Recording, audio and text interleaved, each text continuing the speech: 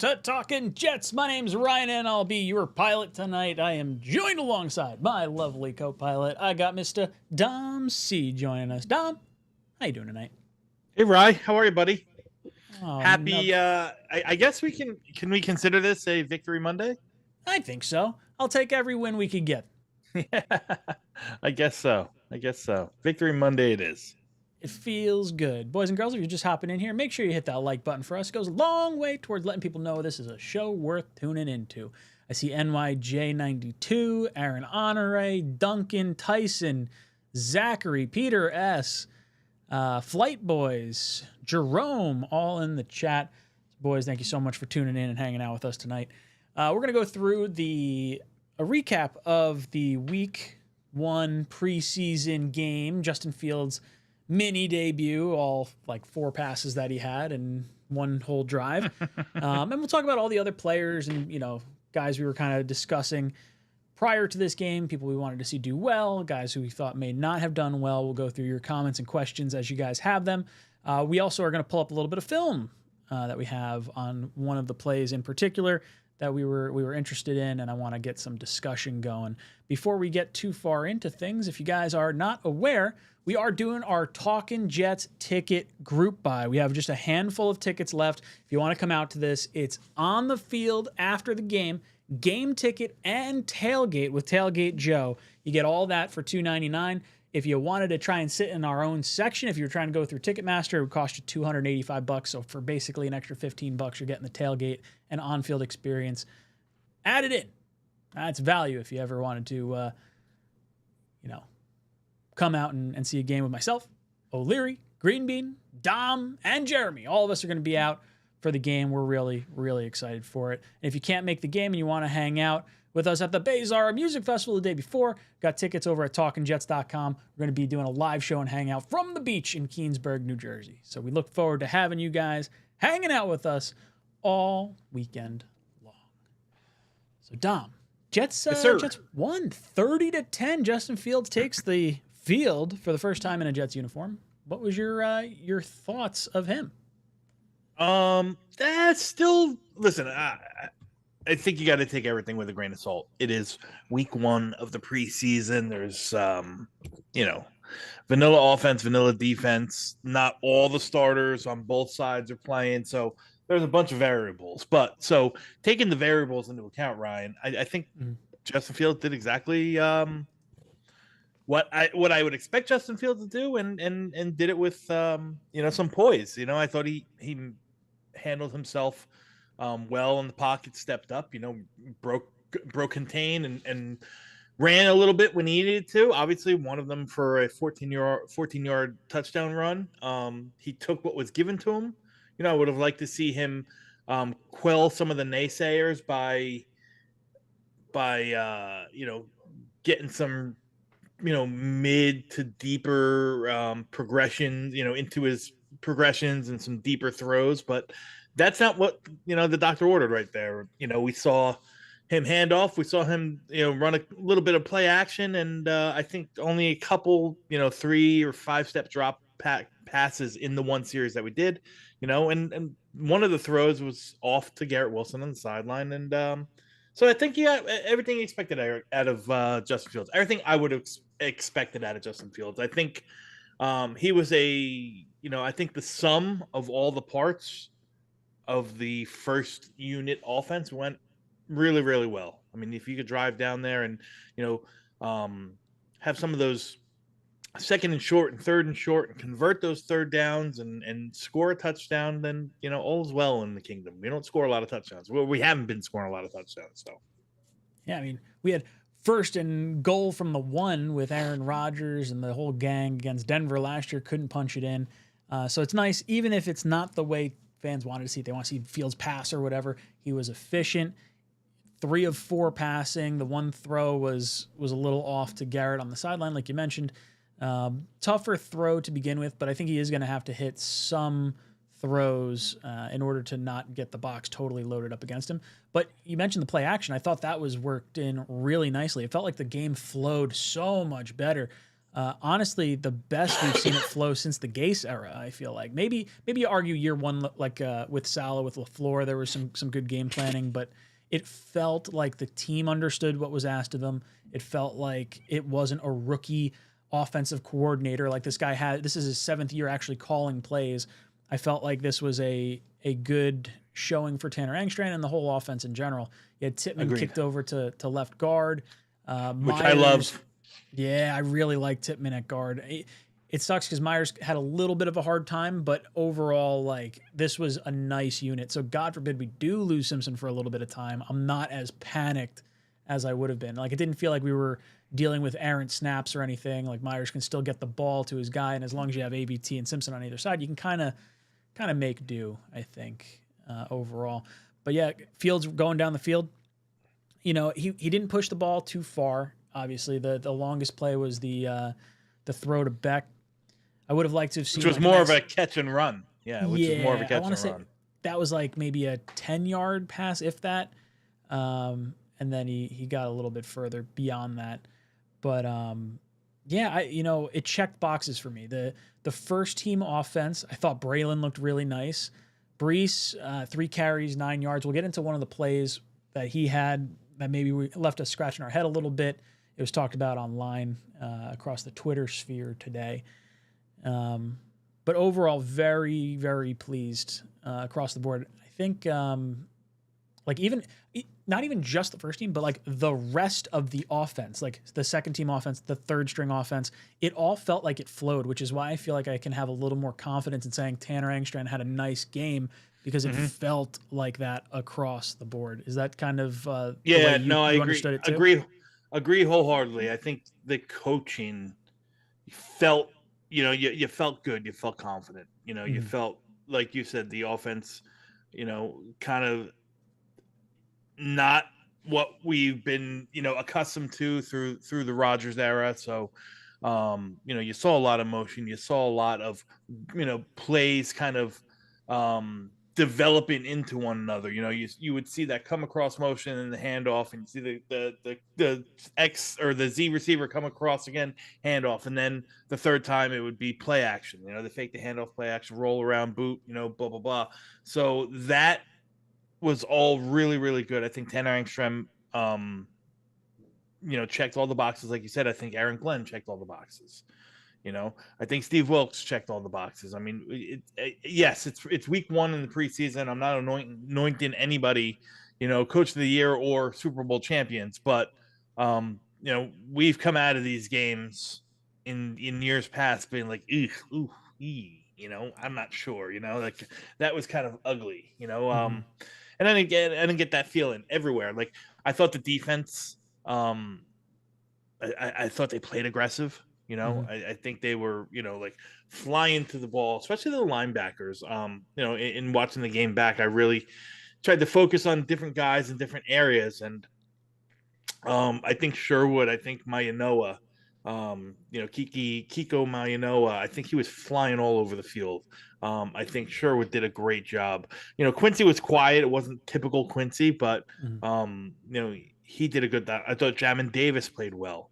Marcelino McCray Ball was in on some plays. They really had a different mindset, and they looked a little bit more. And I'm talking in terms of gap integrity. They looked a little bit more disciplined.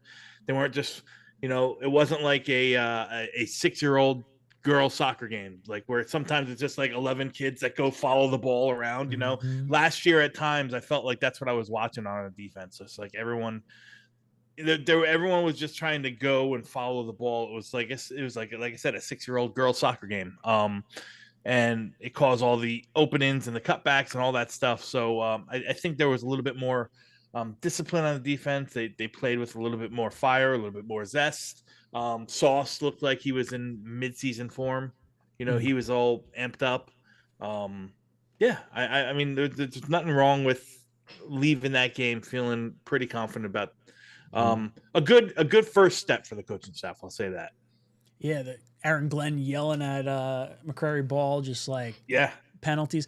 Honestly, the penalties were the biggest concerning part. I think we had 10 penalties across the day. I'd have to go back and look. I forgot to tally how many pre-snap penalties we had. I know we had the one offsides from 𝐀𝐿 early. The first play of the game, right? First play of the game, and he rebounded like a gangbuster. Man, he was a lot of fun to watch. Feels like we finally have a defensive tackle to go next to Quinnen Williams.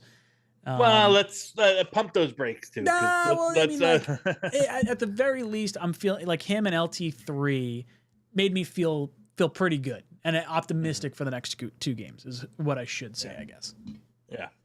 Yeah, that's fair. I mean, listen, without 𝐀𝐻, without Quinn and 𝐀𝐻, some of those guys got some extra run, right? So you saw some extra run from Fidarius Mathis playing the nose. You saw some extra run from 𝐿𝐴, and he really he kind of made those extra reps work. You know, he balled out. You know, he might be this year's Jason Brownlee. You know, remember how we all loved Jason Brownlee coming out? Sure. You know, everyone fell in love with him. And 𝐀𝐻 has another game like that. Like, you're going to be seeing 𝐀𝐻 shirts in MetLife real quick. 100%. Yeah. I like seeing that. I like seeing some of the players get out there that you don't generally get to see, or maybe even some of the young guys. Like Arian Smith, he had, was it 3 passes thrown his way? I think it was 3. And the one, he beat his guy, but the ball was just a little too far out of reach. So I felt pretty decent, you know, for the little bit of time that we saw him. I'd probably have to go back and like see every snap that he was actually in on and see like, you know, did he look good and all that good stuff. But I like the receivers as a whole were very quiet. Yes. You know, the receivers as a whole, they didn't it was really only 30% passes. It was like 66% runs. Yeah. They didn't push the ball too much. I think Brady why did I call him Brady Quinn? Brady Cook. I wanted to call him Brady Quinn.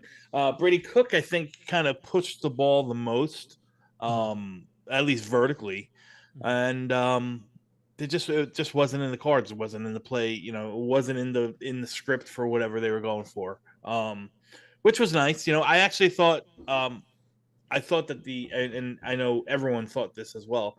But I was very, very happy and pleased to watching the offensive line. I thought they, as a unit, they played really well. Individually, they all played really well.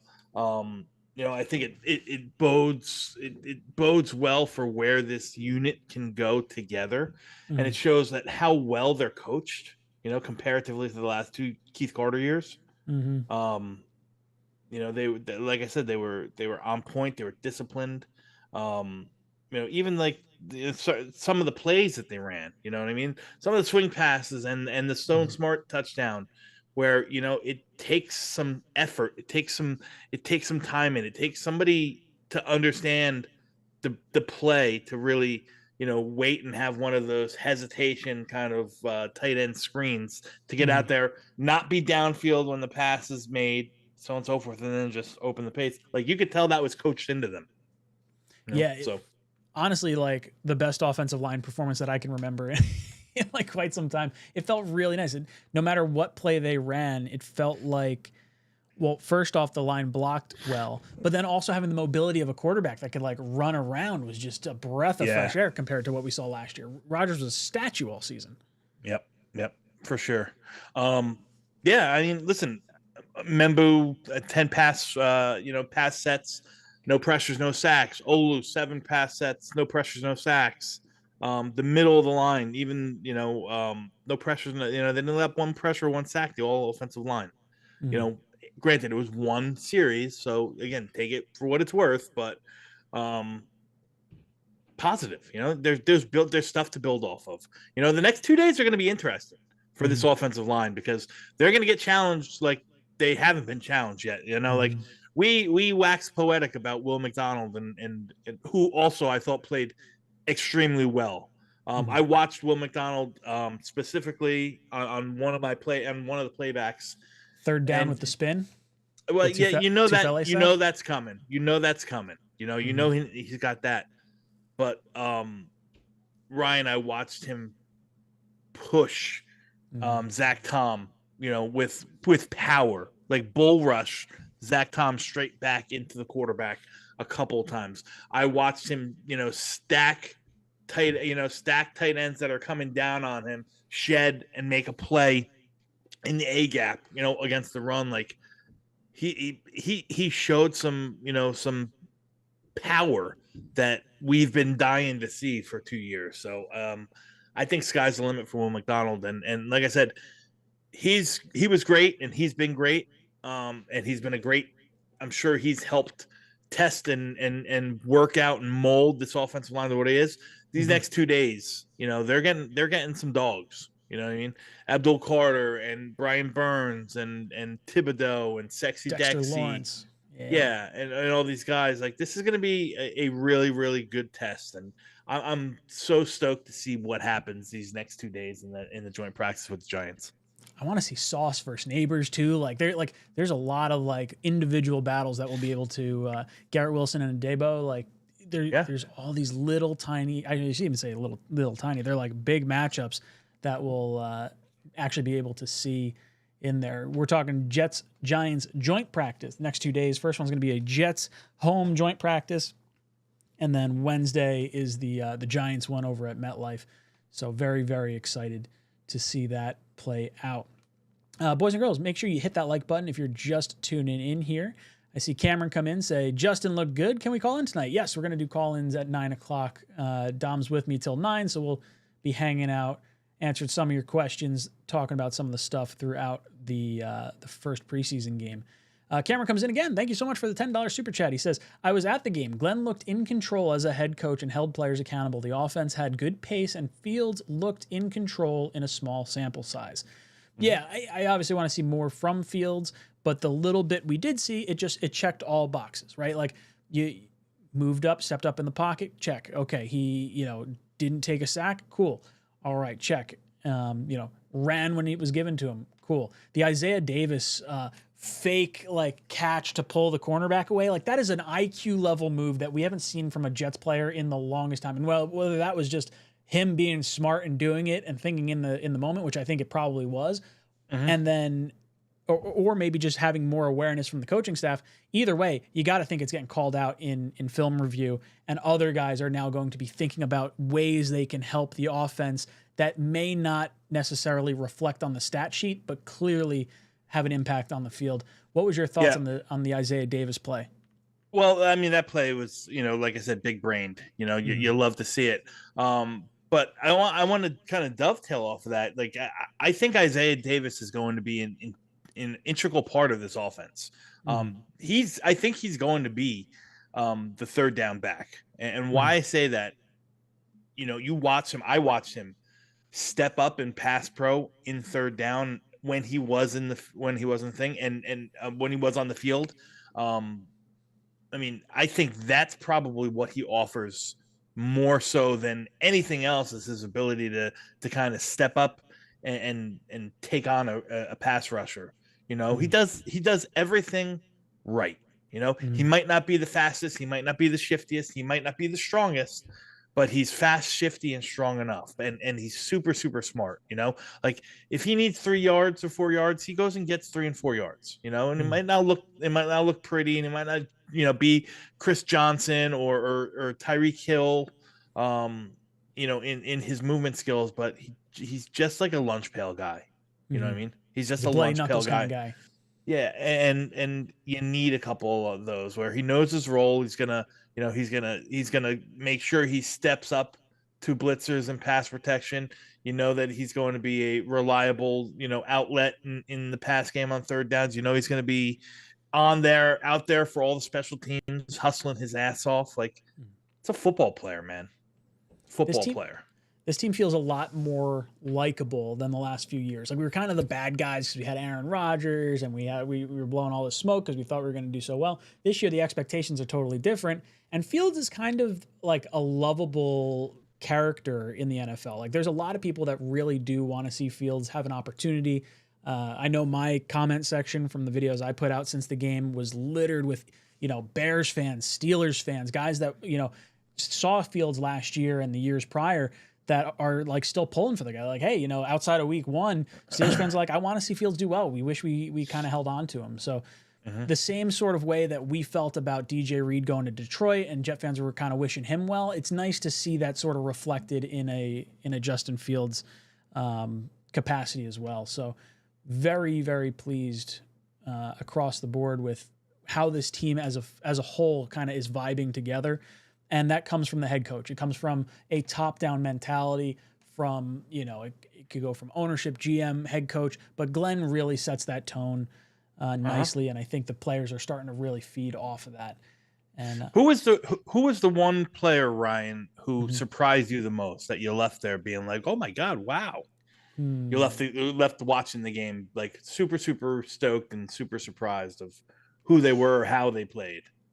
I mean, honestly, I didn't really know much about 𝐿𝐿, so that would be the one I think that jumped out to me the most. Outside of that, let's see. Probably someone on the defensive side. I'm going to say 𝐿𝐿. Like, that's honestly the one that really... Jamin Davis, maybe. Like, those two guys, it felt good to see some quality play out of them. Was there someone on your radar that... Or maybe wasn't on your radar that surprised you? I think... Yeah, I mean, I knew the player, but... Amenon, the fullback. Beck. That was Andrew Beck? Yeah, that was nice seeing him get in there. I was thinking... Go ahead.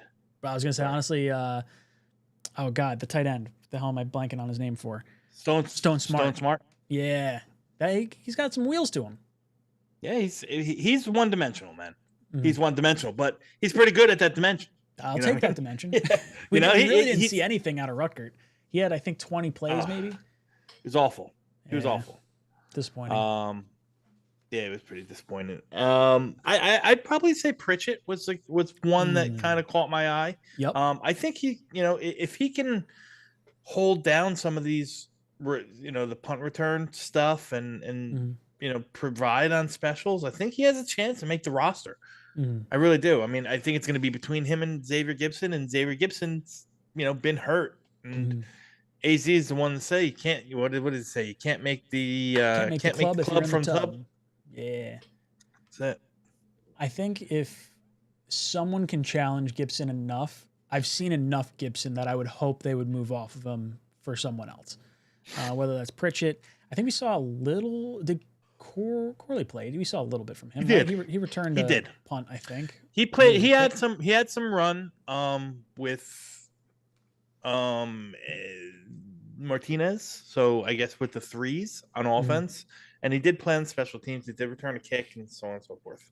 So I did watch him run an awful route where he had, didn't understand, either ran the wrong route or didn't understand the spacing concept of it, So he ended up pretty much, hip to hip with the tight end. Yeah, not great. Which is never good.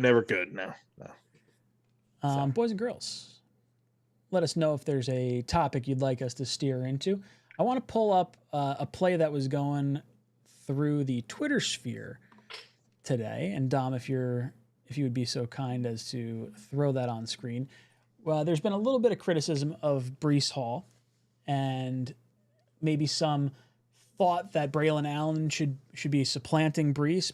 Braylon had a nice little burst of a run, while Breece had the lowest yards per carry of any of our ball carriers at 3 yards a carry. So I want to kind of take a look at this and get your thoughts, Dom, and the chat's thoughts as well. So why don't you lead the way, Dom? Yeah. So, I mean, they're clearly. It's a bad view here. Single back. Here's the tight ends. They're both on one side. They're going to flip over, right? So you're looking at it here, right? You see that little shift here by the defensive lineman. So they're lined up. It looks like in a 3-4 base, right? Linebacker 1, linebacker 2, linebacker 3, linebacker 4. Strong safeties creeped because you have all these guys up at the line. And everyone knows the play. Everyone's seen the play by now. Here comes Reynolds in motion. And Breece gets stuffed. But obviously, Let's watch it again here from this part. There's a big to-do on the internet about why the vision of Breece, why he doesn't just boom, take this, look at this big gaping hole right here. The reality is, I don't think that this, this is a gap blocking scheme. Everyone's helmet on helmet, and he's reading where this play is supposed to go. It's a strong side gap play. This guy, I think that's Ruckert, as a matter of fact, turns out the defensive end. You got this tight end who's Beck, who's going to wall off here. So there is a hole. It closes up on him, but, he's kind of getting the ball and, assessing what's there in front of him. And he sees leverage on this side, on one side of the hole. He sees leverage here on this side of the hole. So he hits it where the play is supposed to go. Now, is there an opportunity to cut that back? Absolutely. But the play is designed to go here. It's just a strong side dive. So they can't see your mouse. So I'm just sort of simulating what I'm seeing. Yeah.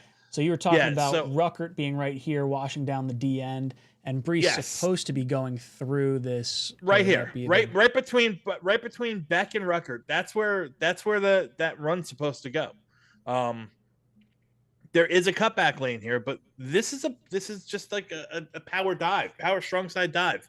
And he's reading the leverage by the guys in that C gap, and he hits it. I don't think it's necessarily wrong.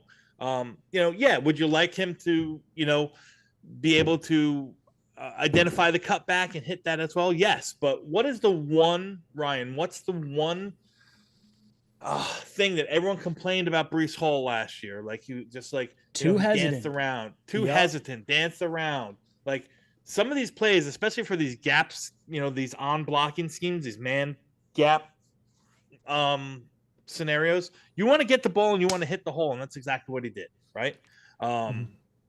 So I don't think that he was wrong. I don't think the vision was bad. I think he was running the play exactly where it was supposed to go. That makes me feel a little bit better, because I'll be honest, I saw Frankie V's video of it, and he's just like showing that gap. I saw a freeze frame of it too, and I was like, damn it, come on, Breece, I thought for sure that was where he was where he should have been running. Like, that's where the play was ultimately designed. Like, he needed to put his foot down and cut back, and then upon further investigation, it definitely seems like he was told. I'm gonna see if they have it. If they have it from the other view. I don't know if I got to go back. Let's see. Yeah, this is you have to go back before that play. Yep.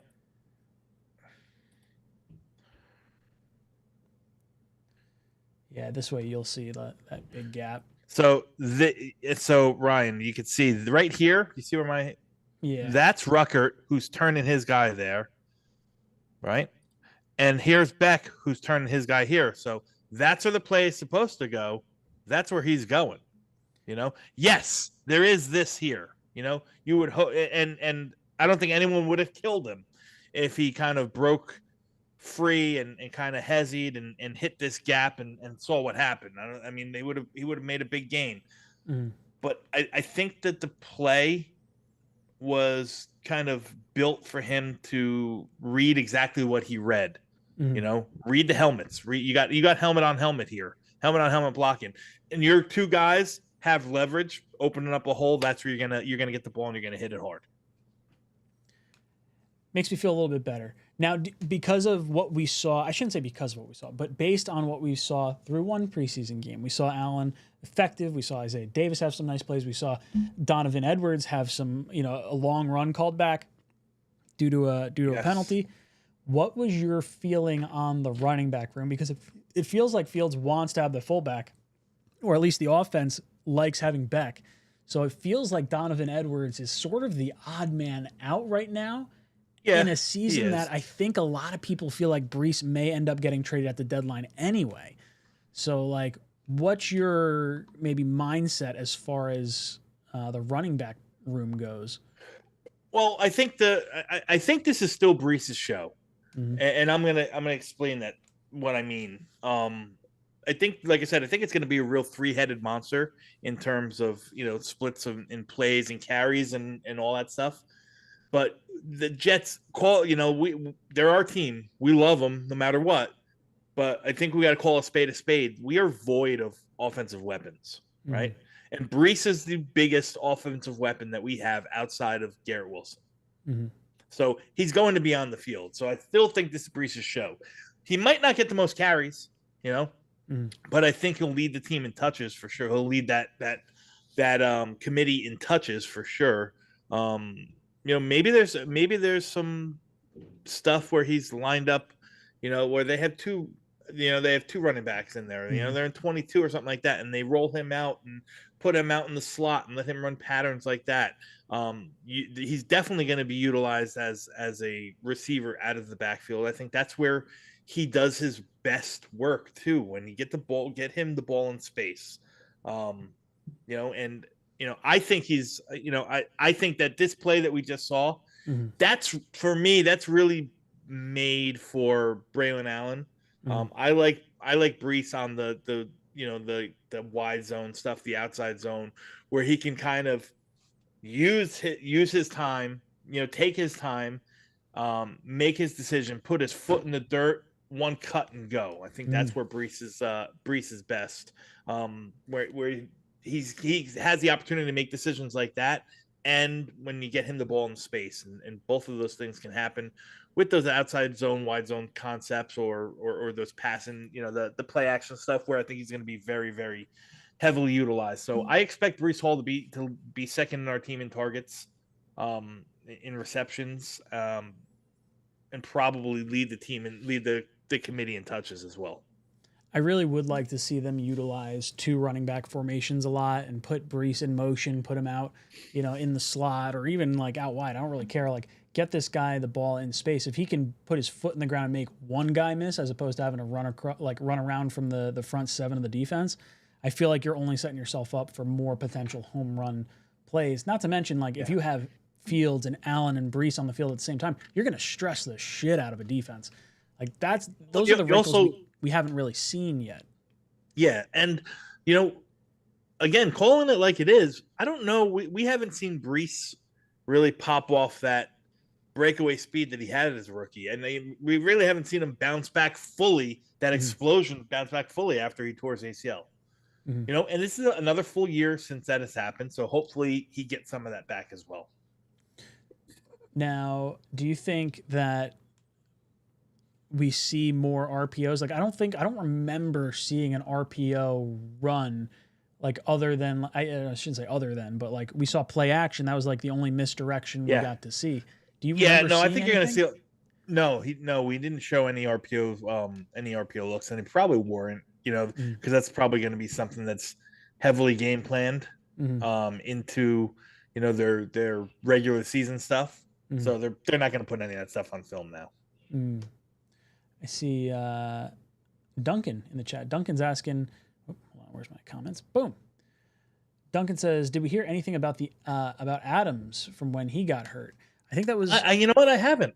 Was that the only injury? Lazard, that's right. He's knocked out for a little bit.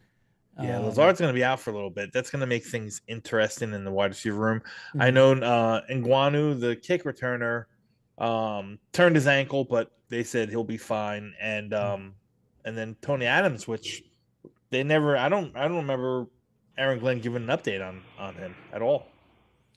Bearded drops in. He says, "Love the Dom C insight into the game. That's why he's here. This is our film junkie. Absolutely love me some Dom C." What'd you make of Cook? Duncan was saying Cook throws an ugly ball. Yeah. So coming into this, I really, really, really, really wanted Cook to like, be the no doubt number 3. I think, again, between the two of those guys, I think Adrian Martinez outplayed much better than Cook. The only thing that I think Cook has over Martinez is he is much more in tune with an RPO-based offense since he ran one at Missouri. And he's very fleet of foot. He's very agile. So he's a really good mobile quarterback. But yeah, Duncan's right. He does not have a real NFL arm. He's got like a little popcorn shooter. I mean, it makes me feel a little bit better that I feel like we could carry 2 quarterbacks. I thought there was going to be a chance that we might have to carry a third. I'd rather open up that roster spot for maybe an extra offensive lineman. Maybe it's an extra running back to hold on to. What'd you make of Edwards? Do you think he's got an opportunity to make this team, or you think we wind up? I feel like if we try to expose him to waivers, he's going to get claimed. Yeah, I don't know, man. I mean, he was great in college. You know what I mean? I think he's an NFL player. I think he's an NFL caliber player. The question I have is, you're not going to keep.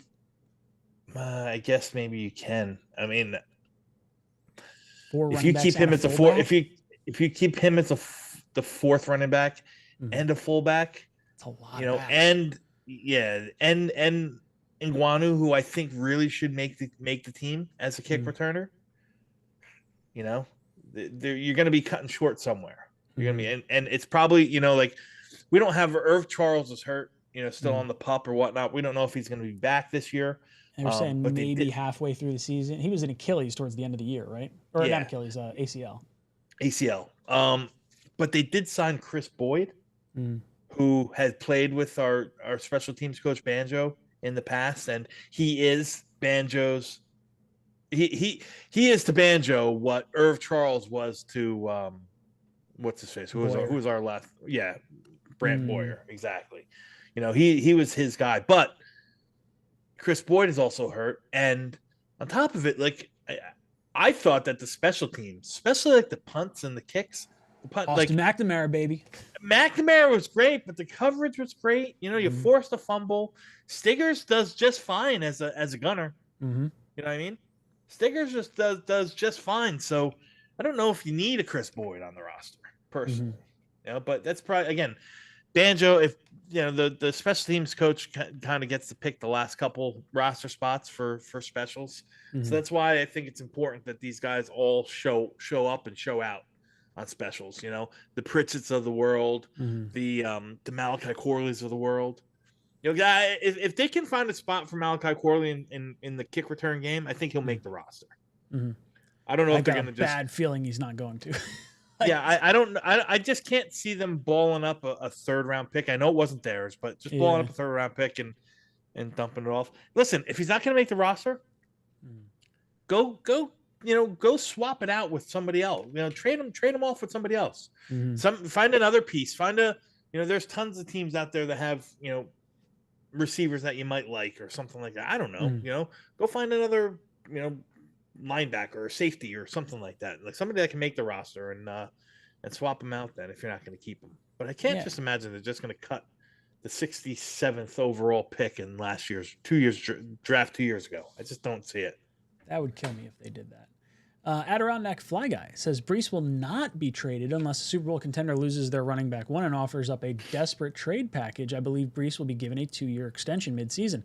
I love the idea of giving Breece a 2-year extension because it essentially prevents you from needing to use the franchise tag on him. Gives him the opportunity to make a little bit more money this year, assuming there's some incentives thrown in there. We did that with Quincy Williams. I wouldn't hate that. And I guess a 2-year extension would give you it would be essentially the franchise tag this year and probably, maybe half guaranteed of what a franchise tag the following year would have been or something along those lines. Would you be open to a 2-year extension from Breece midseason, or is that still kind of like spending too much on the running back position? Yeah, I don't know. Listen, considering the fact that they have this, their intent in running this rotation or committee approach, I don't know, Ryan. I don't know. I'm of the belief like I'm only paying special running backs. And although I love Breece Hall, he might be my favorite Jet. I don't know if he's special. You know what I mean? I really thought he was going to be. I think the last 2 years sort of soured me a little bit on him because the injury hurt him, man. Yes. The injury hurt him. Yeah. The injury hurt him. I think Keith Carter hurt him. I think Hackett hurt him. I think there was a lot more than just Breece, regressing or not bouncing back from the injury. I would like to see more from him over So- these next few weeks to feel a little bit more comfortable from him. Hang on 1 second. I want to see 2025. The running backs $13.7 million. You and I were talking, know? I believe, last week. There's a chunk of running backs in that $10 to $12 million range that I think is sort of the sweet spot for where you'd like to extend Breece. Are you still kind of feeling that? That means you'd probably give him what? You'd probably give him 2 for 26 or 2 for 27 and guarantee 20 of it. Is that right? 13 would be the franchise tag, and another 7 of the 13. I mean, that's probably the high end of it, I would think. But yeah, I feel like you probably know he's going to like go into the offseason at least needing to get franchise tagged if you were to retain him. So you just guarantee that money. Or maybe you give him, you know, you split that guaranteed money over the 2 years. So that way it's, you know, what'd you say, 20 million over 2 years guaranteed? Yeah. I think I could live with that. And then have the rest built into incentives. Yeah, it'd be 2 for 27 with 20 of it guaranteed. Mm-hmm. It's a lot of money. I don't know, man. I don't know. But I'm also in the camp of, you know, I think the running back position is you should draft one every year and wash, or, you know, rinse, wash, and repeat every 4 years.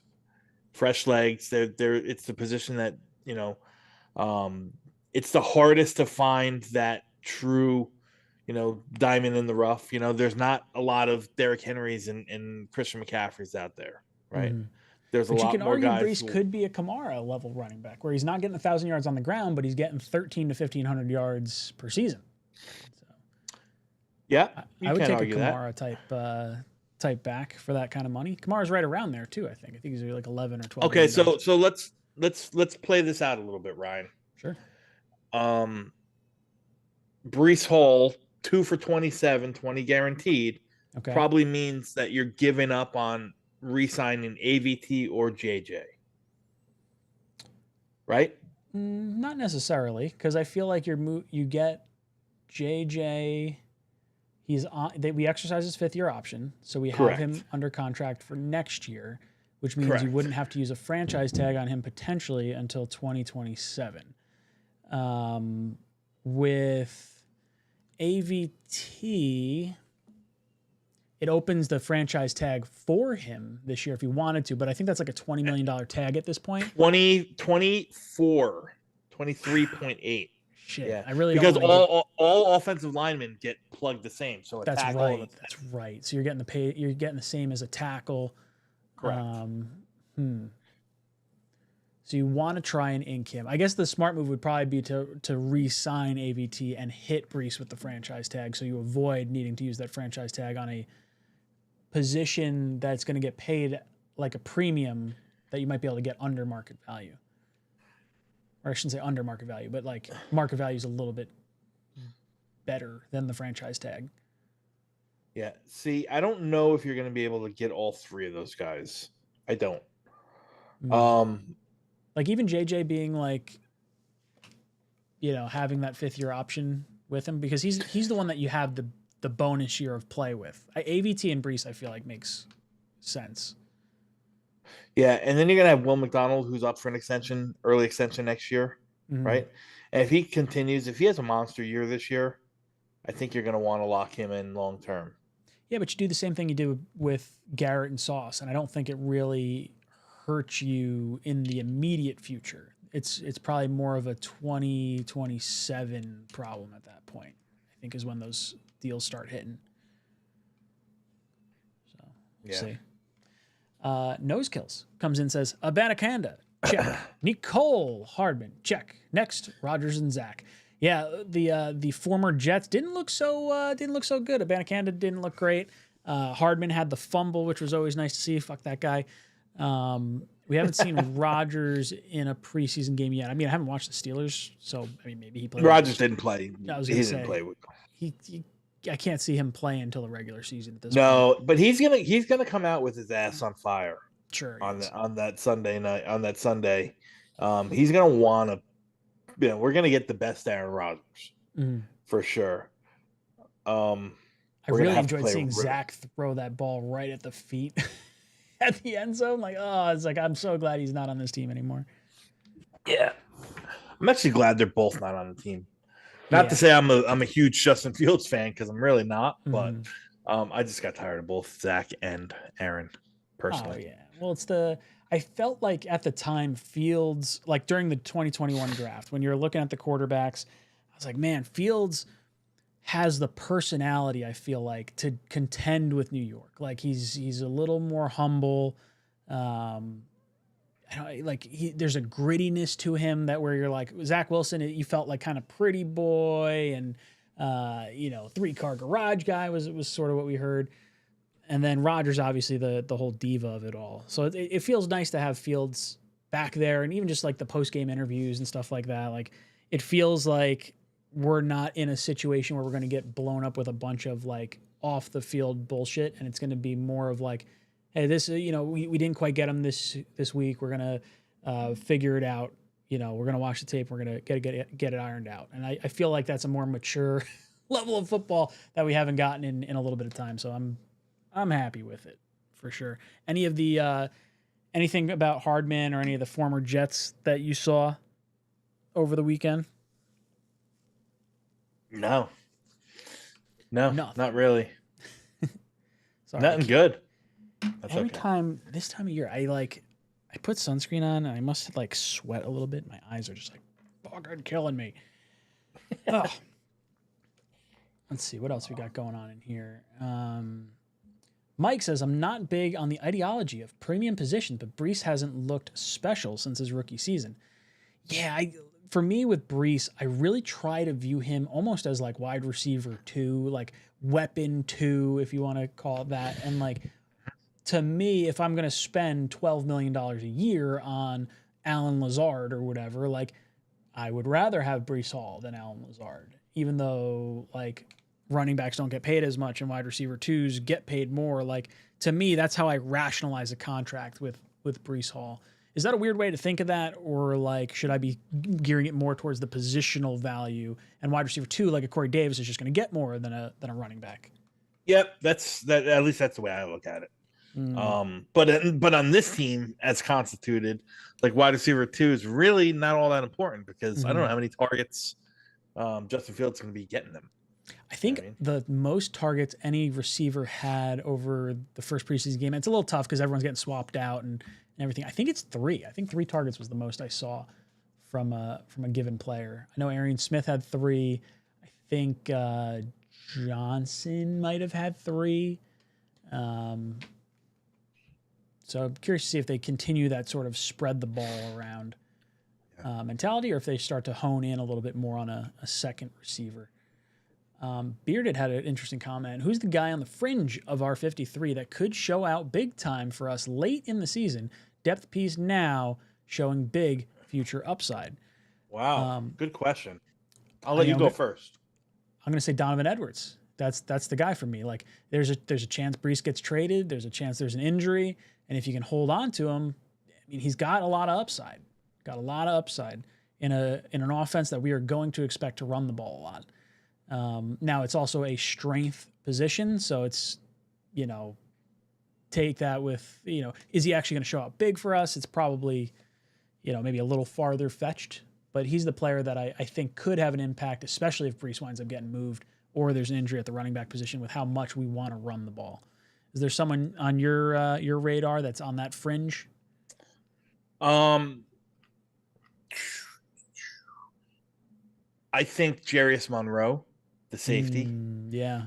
Second year undrafted free agent out of Tulane. I think he's really good. I think I love the versatility. I don't think that outside of Cisco, there's another guy on the roster right now, especially since we, let go of Jalen Simpson with an injury settlement, that can play that true center field spot. I think he can do it. I think he can do it well. I have him making the 53 right. I see him making the 53 right now. So I'd probably say him. I hear what you're saying with Donovan Edwards. I just don't think that there's a place on the 53 for Donovan Edwards. No, you're breaking my heart. We're gonna see him go somewhere else. I'm gonna cry. Yeah, I don't see it, man. I don't like Unfortunately, I don't. I'm just being honest. Zachary says, if Will McDonald gets 13 plus sacks, you signing him next offseason? I am absolutely signing him next offseason, and I think that I think there's a good chance he gets 13 plus sacks. I think that I could see 15. Yeah, I think he's gonna have a big season. If the Jets can find themselves in competitive games and we're not just trailing, where he can actually tee off, like the type of game we were in this past weekend is the type of game you want to be in. You want the other team to have to be in throwing situations. And we didn't get a lot of those in the past. So scoring a little bit of points would be kind of nice to see. Let's see. We've got 19 NY Jet 69 says, we need to sign AVT first, tag Breece next. It's hard when you have a good running back group. Yeah, especially when Braylon looks as good as he looks and Isaiah Davis looks as good as he looks. It's hard to really justify spending running back one money on a guy that is a running back by committee type of player in this offense, even though we were saying we think he's going to get the second most touches. Let me ask you this, Ryan. I'm going to pull something up. Mm-hmm. Let's see if I can find guards. Okay. So what do you think that an AVT extension looks like financially? Now, Trey Smith just signed, and I don't think AVT is Trey Smith, but what did he just sign? 4 years, $94 million, right? That's the high end. That's the highest paid, one of the highest paid guards. Chris Lindstrom, I think, is the highest. 5 year, $102 million, 48 guaranteed. So that signed in 2023. Landon Dickerson, $21 million a year. Quentin Nelson, $20 million a year. Aaron Banks, 19.2. Then it drops a little bit. This is left guard, so I wish I could filter it by all guards. Yeah, I got all guards in here, but yeah, Trey Smith, yeah, those are the numbers, and he's gonna be 27 years old, right? Is he a $20 million a year player? I don't think so. If you could do 4 years, $60 million, you think you'd do that? Oh, I think you have to do that. That would put him in the bottom. I mean, he wouldn't even be a top. Be maybe top 1, 2, 15. 3, 4, 5, 6, 7, 8, 9, 10, 11, 12, 13. He'd be the 14th highest paid guard if you did that. So you think he's gonna be higher than that? Yes. His tackle versatility, I think, is super helpful. I think four for 70, 4 for 72. Okay, and I don't know if a year is that what that works out to? Okay. Now, what do you think Simpson would get? A shorter deal because he's older. I know that. So he's getting 2 years, $6 a year right now. Yeah. You give him another 2 for 12. I would. If he would do that, I would. Okay. So if that's $12 million. That's $12 million that you're saving right there. I was gonna say, if you do John Simpson, 2 years, $12 million. The only thing is, like, how bad is the back injury and how does that play into There's things? your Breece Hall money. Well, that's exactly it. That's if you sign one of the guards, maybe a like Simpson because of the price tag. They both have like some degree of injury, potential. But then AVT will get signed. AVT will get signed to a nice enough contract where you will get a comp pick from it. Yep. And you might have your right guard in place right there in Tippmann. You're gonna have to fill the center spot. That's exactly what I was gonna say too. Is like if you like Tippmann at guard, that's not the worst case scenario. Now cap space next year. The thing with comp picks that's gonna be tough is we're gonna have like close to $80 million in salary cap space. So like, who's our big free agents other than like, so you got Myers or Corfor, AVT, Davis, Reynolds, Adams, Hall, Clemens is gonna walk, Tyler Johnson, Ruckert, Beck. You don't have many. No, not a lot that you really want to spend a good amount of money on. Like Correct. When I'm looking at this, you got a few restricted and exclusive right free agents at the bottom. I I mean, right off the bat, if you're talking $80 million in salary cap space, maybe if you want to bring Myers back on a relatively cheap deal, I think that would probably be nice, especially since you got Fields under contract anyway. Give him one more year. You could bring back AVT. If you could figure out AVT and Breece with the amount of money we have, I'd really like that. Because we have, how many people do we have under contract? We've got 58 under contract for next year already. So if you could do Band-Aid type deals, I'm all right with that. I think you can get both done. And then if you're paying a lot of money to, like, let's say Will McDonald balls out, maybe you shift some money around. Because what position group do you think you're trying to target in the 2025 or 2026 offseason? I think defensive end. I Potentially, think, yeah. well, a defensive line, period. Yes. Tackle and end. Mm-hmm. But are you going that free agent, you think? Like, would you be spending wild money in a particular position as opposed to, like, draft picks? Like, draft pick wise, I think you're going quarterback high. I think you're going edge high.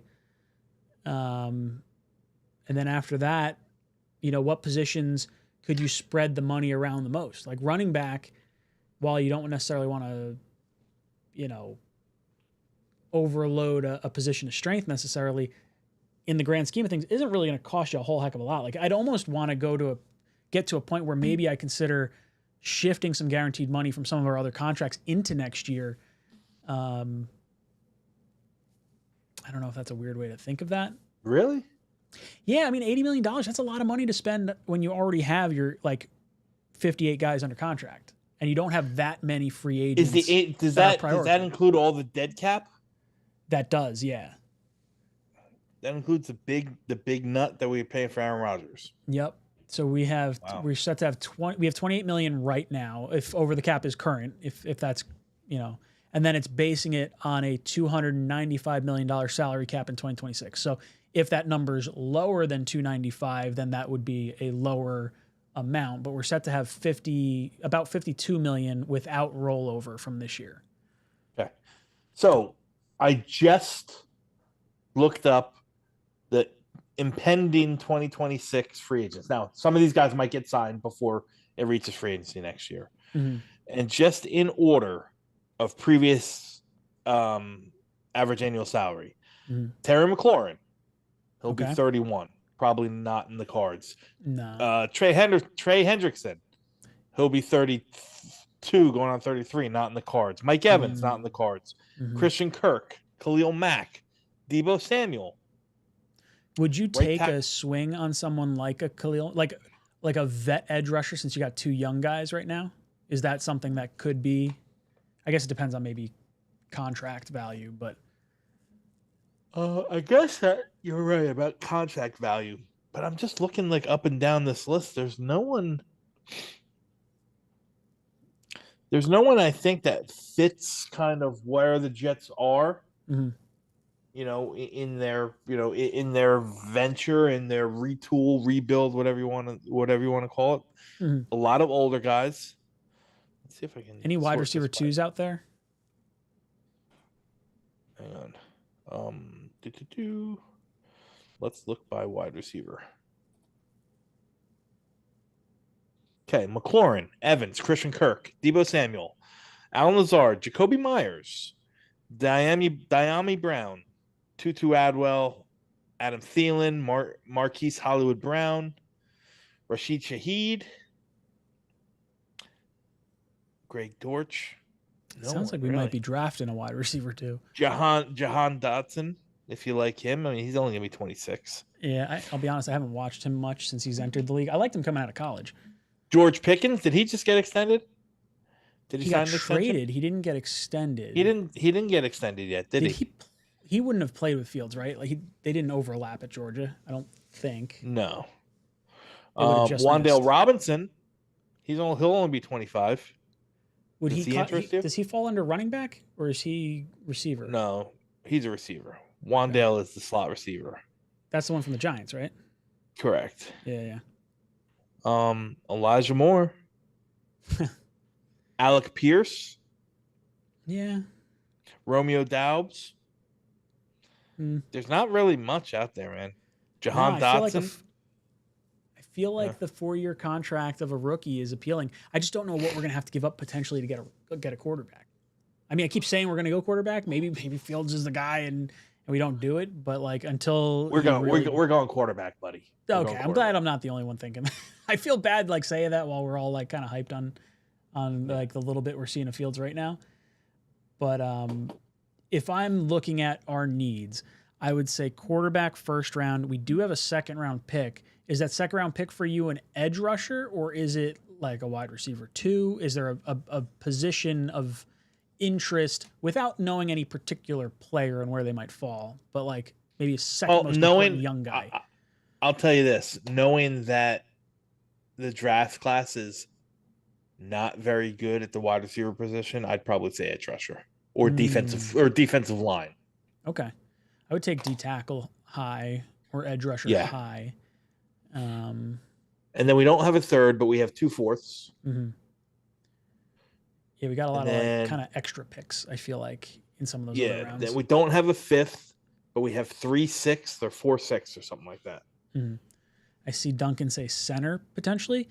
I mean, if you move Tippmann to guard, yeah, absolutely, center could be talked about in the discussion. Yeah, and there's a bunch of good ones in this draft, and that's the thing. Like maybe that's where I would go spend some free agent money. Yeah, go get a center. It's not going to cost you $18 million like it would AVT, and then still go draft a center in the mid rounds and then kind of build that pipeline. Have your guy for now and have your guy for later. Let's see who's a free agent center right now. Based on percentage of snaps played from last year, Linderbaum's going to get signed. He's not going to shake free. That would be nice, right? Yeah, let me see. Snaps. Bengals, Ted Carras. He's 33. You'd probably want someone on the younger-ish side. Ben Brown from the Patriots. Luke Wattenberg, Broncos. Justin Dedich, Rams. Yeah, I don't know. I mean, you're not going to spend a whole crazy ton on a center, so that wouldn't be like the worst decision, whether it's in free agency or even like a mid-round pick in the draft. I feel like you can kind of get away with that too. Correct. I agree with that, bud. Well, we have hit the just past the 9 o'clock mark here. So, Dom, yes, any last words you want to say to the people out there? Oh, you know what? I completely forgot, man. I'm going away Saturday. I'm going on vacation. So I'll be gone for like 8 days. And because I'm going away, I am pretty backed up at work. I have 2 tickets for tomorrow that I can't use. I meant to talk about it at the beginning of the show, see if there's anybody that wants them. Ooh. So but you have a call-in show, so I do. Do you want me to? Yeah, absolutely. I got 2 tickets to tomorrow's practice. If somebody wants them, I'll be happy to get that information and forward them over to you. All right. So, boys and girls in the chat, put a ticket emoji in the chat, and I'll try to keep an eye on it throughout the course of the rest of the stream. And I will pick someone at random, and I'll get your information, and I'll pass it along to Dom so he can get you the tickets for tomorrow. If you can go to tomorrow's training camp, it's Jets-Giants joint practice at Forum Park. Dom, that is awesome. That's very, very cool. Yeah, well, like I said, I was looking forward to going. I know you're going. I know Matt's going. I know Green Bean's going, so on and so forth. I just got too much going on. I can't juggle everything. I'm going. Like I said, I'm going away Saturday. So, yeah, we won't get you next week, right? You won't. You will not get me next week, but I will be watching the Giants-Jets game with intent. That's for sure. I love it, boys and girls. Say thank you to Dom, and I'm going to give you the chicken. You're out of here, Dom. Hold on, where do I get my... See ya. All right. So I got my topics on the screen.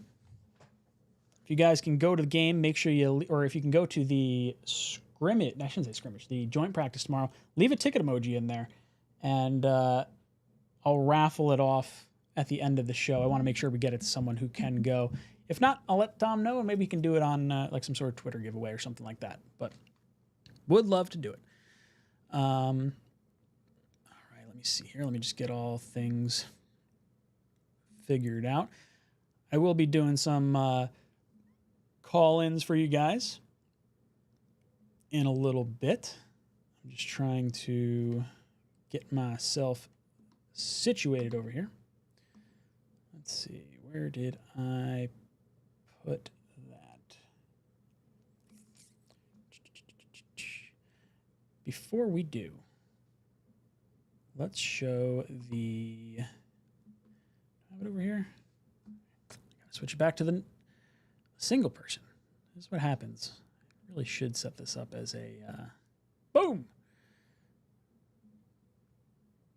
There we go. If you guys haven't done so already and you'd like to, we're going to be doing the Talking Jets group buy. Group buy. $2.99. Get your ticket for the game. On field, after the game. Tailgate. All included with this. And we're tailgating with Tailgate Joe. Myself, O'Leary, Green Bean, Dom C, and Jeremy all going to the game. So if you want to head over to talkingjets.com, we do have a few tickets left right there. And then if you can't make it, we got our 𝐒𝐻𝐼𝐸 Music Festival. The Saturday prior to the home opener, we're going to be hanging out in Keansburg Beach at the 𝐒𝐻𝐼𝐸 Music Festival. Myself, O'Leary, and Green Bean talking a little bit of Jets. Live show from the beach. They got food trucks, whole bunch of stuff going on. And those tickets are available at talkingjets.com as well. We'd love to see you out there. Would mean a lot to get you out this way. I see you guys. Is Christian Watson available? I can't imagine he is. If he was, I would be interested. I do like Christian Watson. Tony says, develop the Martinez package for franchise quarterback. Tony, you are a very excited person for Martinez, and I am not sharing that same what is it? Enthusiasm? Not sharing the same enthusiasm. You not going, screw work. Why don't you go, Ryan? So Dom did give me a ticket. We were talking about it, so I'm pretty sure I'm going to be able to go. I just have to clear some stuff tonight, tomorrow. If I can go, I will be there 110%. Zachary talked about the cruise. I don't have my little, not cue card, but my graphic pulled up for the cruise. But we are doing a Jets cruise. It is linked in the description if you'd like to check that out. And it'll be a lot of fun. It's going to be a good time. Myself, O'Leary, Green Bean, Richie, and Jake, Fireman Ed, Bilal Powell, Kevin Mawai, Jericho Cotry, whole bunch of Jet fan fun to be had. Zake, what's up, dude? Thanks so much for the super chat. Says, would it be crazy if we trade back and use those picks to get Jeremiah Smith? Go Jets. I mean, what are you gonna have to give up?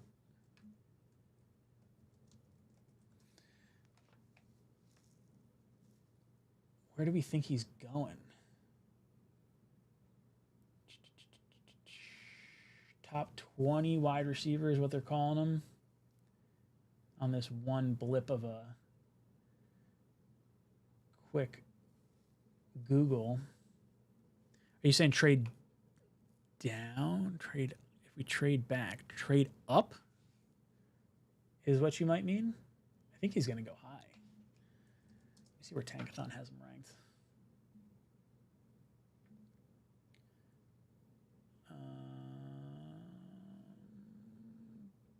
Where do they have him? Oh, you're saying load up for 2027? Yeah, it looks like he's in the 27 draft is where it'll end up being. Next year's wide receivers, Jordan Tyson, Carnell Tate, Antonio Williams, Denzel Boston, Eric Singleton, Nick Harbor, Zachariah Branch, Aaron Anderson. I am open to a wide receiver in next year's draft. I have not done any research to know which one I want right now, though. So I would be talking prematurely at that point. I do think quarterback early is the way I would prefer to go. And then let's just see what the edge rushers are looking like. There's a few high edge. TJ Parker's going to be the top edge taken from what it looks like. see if we're picking somewhere in the. So in that early part of the second round, you're looking at Suntarine Perkins, Tyreek Sapp, David Bailey, Gabe Jackus are really that next chunk of players before it, according to Tankathon, falls off a little bit. So we'll see. I don't really want to trade down next year. I'll be honest. Jacob, a Jets cruise. I go on vacation to be happy, not talk about a team that makes me sad. I think that is a great comment. I think that is absolutely hysterical. And I think you also just called in. So give me 1 second. Let me switch the screen. What's up, Jake? Ryan, long time, man. How you doing? I'm doing all right. I'm feeling a little more optimistic because I feel like the coaching staff sort of has it together more than I would have thought maybe after one preseason game. What were your thoughts of the game and, the first look that we got to see? Well, first, just off topic, I didn't realize you worked at Crystal Springs. That's pretty funny. I know I saw about that. Yeah, my cousin actually has a house like down the hill, so I've been there a bunch of times. Yeah, so you've definitely seen him probably like at the clubhouse maybe a couple occasions or so. Oh, I would bet. Well, you got to come up. We got to play around in golf sometime. He takes a lot of politicians there. I'll put it that way. So he gets a lot of exclusive people there most times. That is very cool. Yeah, it's the place that a lot of people don't talk about. It's about the shore and everything, but this is like the big getaway for a lot of the tri-state people now. I like it. Makes me feel good. If you guys ever want to come up to Crystal Springs, hit a brother up. It's a legit. I sell golf outings for the resort. Yeah.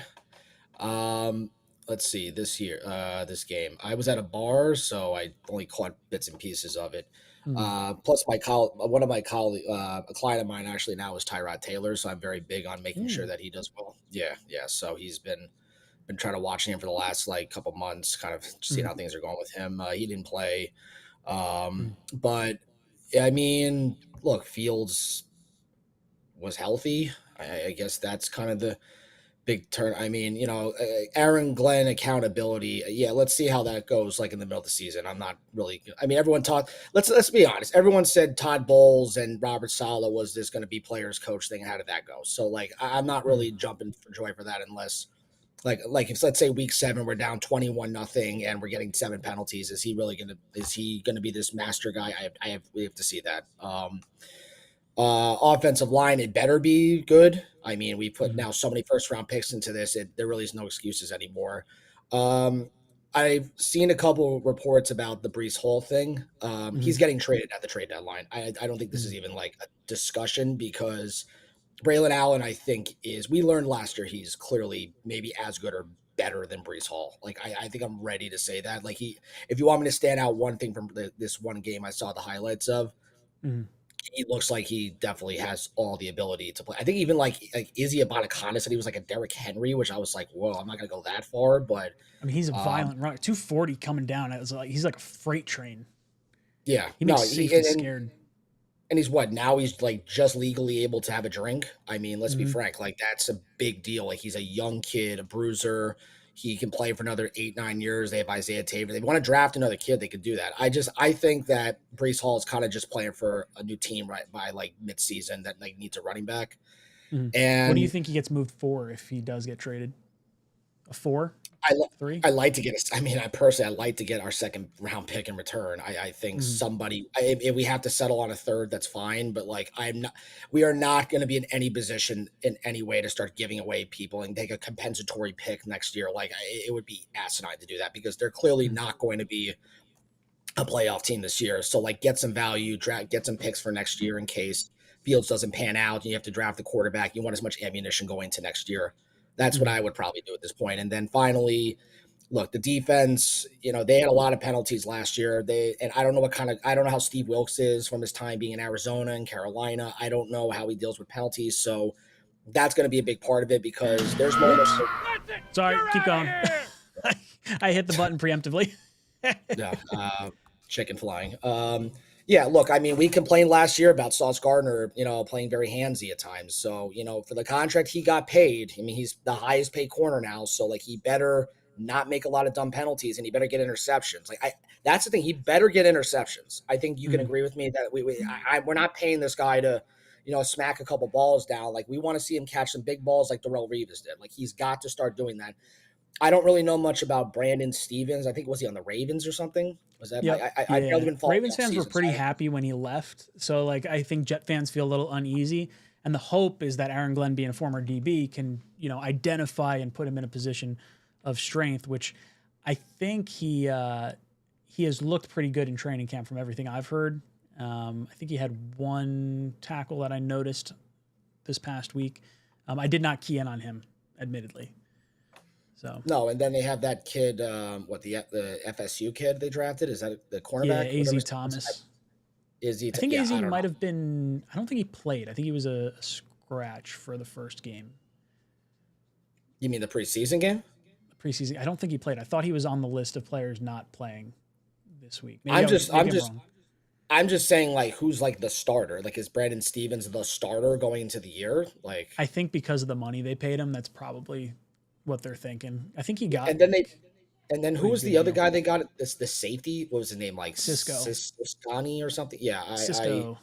Yeah, he'll play. No clue who he is. I mean, I didn't really follow free agency this year, to be very honest. I've been very disinterested following it, but I totally understand given how that last season. Dude, I think you kind of knew how I ended last season. It was just like, what interest do I have in this offseason until they start performing? So I just, at the end of the day, I'll just leave it at this. Like, just get through the offseason, get through preseason, stay healthy.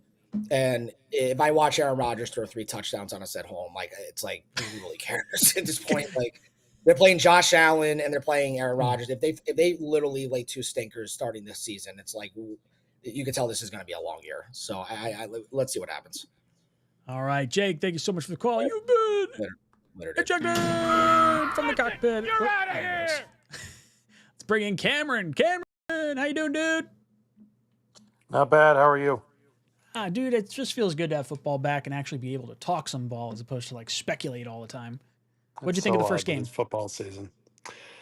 I mean, first game was, it was good. I mean, I don't take much away from the score. I don't take much away from pretty much anything that happened on the field, given it's preseason. How much effort our guys who are going to be bagging groceries in about 2 weeks going to give. But it's nice to see energy. I saw that kind of Lions approach that Glenn brings where he's hands-on with players. And again, like the other guy said, we'll see what happens when we're midway through the season and you're dealing with penalties and injuries. Like, is he the same guy? Hope so. Fields looked, as I said in my comment, functional. He didn't look too sped up. He looked like he agrees with the offense. Like a lot of times you saw with Rodgers and Hackett, even though they were quote-unquote friends, he didn't agree with the offense a lot of times. It felt like he was fighting against it. Fields just kind of went with it. I think Isaiah Davis, not only for the play where he threw his hands up, that's going to be talked about for months. I think he just represented himself well in the field. Like he continued to make smart plays, even plays that don't show up in the stat sheet. I was happy with the offensive line. If this is the mixture we went into the season with, I'd be perfectly fine with that. I'd rather have Tippmann at guard, honestly. I think he's an imposing size as a guard. I thought our first round pick, whose name I still can't pronounce, Membu. Thank you, Membu, played really well for a rookie in a preseason game. Showed himself to be a solid blocker, good at putting his hands in the right place, controls his guy well. But again, you'll see when you're facing an all-pro or a Jared Verse or someone like that, what does he do then? But, it's a nice way to start a preseason. Yeah, I mean, just from a seemingly perceived accountability perspective, Glenn looked like the moment wasn't too big for him. I thought Tanner Engstrand looked like he wasn't a first-time NFL offensive coordinator. Obviously, vanilla defenses and whatnot, there's still a lot to be seen. But I think the 6 years of him calling plays at the collegiate level are going to help him at the NFL level all the same. And I think this defense is going to be really strong. I think they're bouncing back. Sauce, I thought looked awesome in like the 4 or 5 snaps we got from Sauce. him. It's like the first three plays. It was like 2 pass deflections and a tackle. Loved it. I hope he learns from Glenn. I hope he, takes something from the former player and really blends it into his game. You know, that's what I'm going for. Last two things I'll mention that are football related, but I'll be in Jersey in September. Looking forward to that. I like And it. I'll be down to Cape May, so that'll be fun, bringing my wife for the first time. And then I'm looking at the cruise for next year now that you brought that up, so that'll be fun. Ooh, it should be a good time. I'm excited. There's going to be a bunch of us on it, so we're amped up for it. Link in the description down below. Cameron, thank you so much for your call. You've been ejected from the cockpit. Cameron, always good to have him calling in. Boys and girls, if you'd like to call in, the call-in link will be in the live chat. Let's see if I can pin it. I think I can pin it from here. Just got to click out. I'll have that pinned in the chat if you do want to call. And if not, we'll just talk to the live chat. That's totally fine. I'm going to do this till, we'll go till, I think I'll go till 10 tonight. 10 sounds like a good number. Let's see.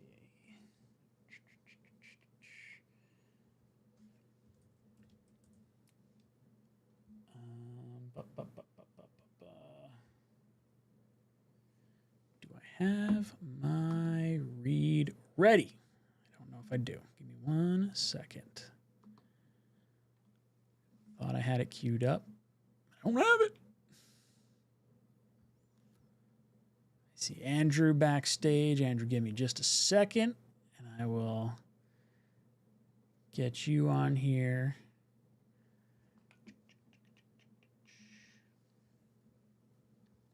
All right. Before I get to Andrew's call, I want to thank Chubbies for sponsoring the show. Boys and girls, are you ready for some football? If you're not, Chubbies is ready to help you with their NFL collection. Whether you're tailgating, grilling, or riding the highs and lows of the game from your couch, Chubbies has the official licensed NFL gear to keep you looking like the ultimate fanatic. With bold designs featuring your favorite NFL teams, Chubbies game day gear isn't just comfortable, it's a statement. Rep your team's logos in wildly comfortable polos, wave-making swim trunks, and gym-ready mesh shorts. Yeah, you heard right. Swim trunks with your favorite NFL team's logo on them. All the comfort and swagger you'll need to take on every touchdown dance, chest bump, or dramatic fourth quarter meltdown. If you're not a jersey guy, this is an elite alternative. If you are a jersey fanatic, something tells me you'll love their NFL collection because you're invested in the game. Your outfit should be too. For a limited time, get an exclusive code, Jets Talk, or Jets Talk 20. To get 20% off your order. Head over to chubbyshorts.com. Use code JetsTalk20. Thank you so much for sponsoring the show.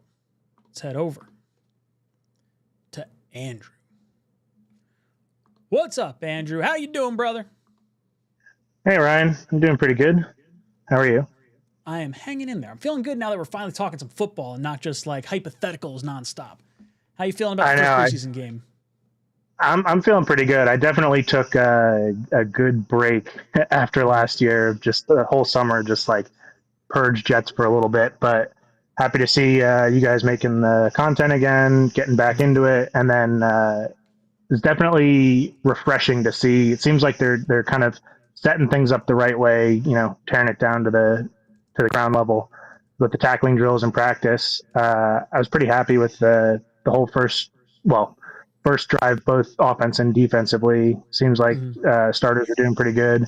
There was, of course, a couple of, the one missed throw to Garrett on the sideline, a couple of ones where he probably could have went a little deeper, but went for the check down. But, honestly, that's what we've been missing the last couple of years. So can't be too upset about that. Yeah, no, I honestly, like, between how our quarterback plays looked the last bunch of years, I felt like this offense felt respectable. It felt like we finally had a flow to the offense that I feel like we haven't really seen, honestly, since like the opening drives of like Adam Gase, which is like a stupid thing to say, unfortunately, but like it's kind of the truth. I felt like LaFleur, obviously with a rookie Zach Wilson, felt a little clunky, even though I liked him as an offensive coordinator. I liked that the coaching staff felt like it wasn't too big of a moment for them. Yeah, and especially with all the hype around Rodgers and then it falling so flat, it was just like it Mhm. to see it actually. I mean, again, first preseason game, not jumping to conclusions, but seems like everything's kind of, I won't say clicking yet, but at least getting ready to fall into place. So Mhm. definitely encouraging, making me even more excited for the first game coming up. You're damn right. Andrew's going to be with us for going on the field week 1 versus the Steelers. I'm so excited. It's going to be a blast seeing you again. Yeah. No more cheesehead. It's funny. I have the cheesehead behind me, or the pizza head behind me, and I'm like, I want to take it down, but I don't want to take it down because it's like a time capsule. It's part of it. Yeah, I have my 3D printed jet one downstairs. I'm like, it's sitting in the corner. It's part of it, but it's not the main attraction anymore. Yeah, I probably shouldn't have it in my shot. That's probably a frowned upon move. That's all right. What any players that you're hoping make the roster or you want to see more of maybe in the upcoming game? I mean, Tefele was the one that I honestly, like I said, I was really unplugged this whole summer. I didn't really have him on my radar, and he definitely made some big moments there. So I'm excited to see more of him. Yeah, I am pumped. Andrew, any last words before I eject you? Go Jets! Yeah, Andrew. See you week 1, brother. Thank you so much for calling in. We have LaSalle calling in. Let me see. Boom! What's up, brother? Hey, How what's you good? feeling about the first preseason game? It was great. I saw only the highlights because I was at a concert in MedLife. Mm-hmm. So I couldn't watch like all of it because when you're Mm-hmm. in a concert, like you don't think about anything else. Yeah, of course. Was the like, but from what I saw, I loved what I saw and especially with the first team. The first team looked really good. The offensive Mm-hmm. line looked super impressive, and the defense looked as good as last year, Mm-hmm. which it's definitely a good thing, Mm-hmm. and and I'm pretty sure I saw Donovan Edwards as well. People were saying Mm-hmm. that he got like a big He had like a yardage one play, but it 73-yard got run called nullified. back from a penalty. Yeah, no, I didn't see that, but I was hearing about it. Mm-hmm. That's the one thing about like when I thought the concert started like at 6, Mm-hmm. but there was 2 like opening bands, and I was and like it was like, oh, they're not coming. The actual band ain't coming on until like 8:30. Yeah, no, I'm not watching this game. I'm Yeah, not no, you, watching. you got some time, and as soon as like the headliner comes on, oh, now Yeah. the Jets are playing. He's like, oh, not that. Yeah, but I had a blast at the concert. I'm just happy that they had such a great game. Also, did you see the PFF rating? Because I did not. Haven't I seen those. I did. I didn't actually click into it, but I saw someone talking about it. I think Myers was our lowest ranked lineman, if memory serves correct. Wait, Um, who's with the lowest rated lineman? Myers, the center, because Oh, Tippmann was okay. playing left guard in place of John Simpson. Yeah. I don't know if I saw those guys, like any of the other PFFs offhand, or I'm not remembering Yeah. them. I know Olu and Membu, neither one of them gave up a pressure in there. I think combined 17 plays. I think Membu might have been in for 10 and Olu 7. I don't know why that would be uneven, Yeah. but I think that's what Dom was just saying. Yeah, yeah, because I been trying like I worked at the BFF, but the subscription is way too expensive now, so Oh it's yeah. tough to really get it.